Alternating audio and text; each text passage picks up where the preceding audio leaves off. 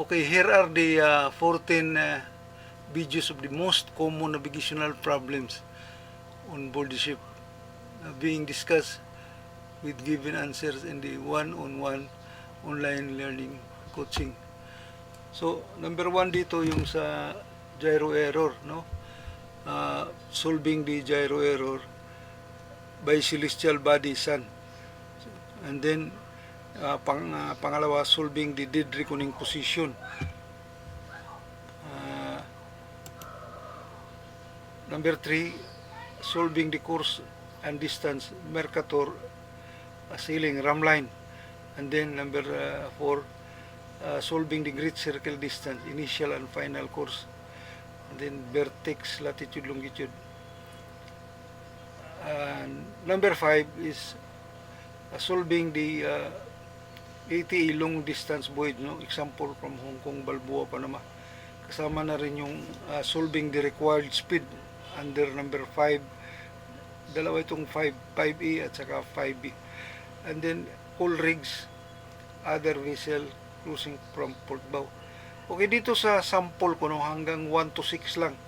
Kasi itong iba from 7, 8, 9, 10, 11, 12 hanggang 14 i-discuss ko yan during sa online pag kukuha kayo ng online learning. So dito sa 1 to 6, no, yung 1 to 5, yung may ano diyan, may mga computer personal program, software program kung saan ipapadala ko sa inyo through email attachment pag kumuha na kayo ng online learning. So what I need here is mag-ano kayo sa akin, magpadala kayo ng private message, and then pag-usapan natin kung ano ang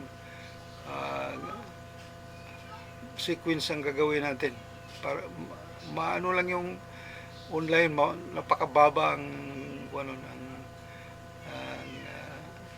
charge doon, matututo kayo, ang dami nyo matutuhan. So please note that all questions are real and actual scenario, no? Not by the book, based on my 21 years as captain on Norwegian vessels and German vessels. Okay. And here is my cell phone number, 0905-295-5119. Kindly give a remark also, no?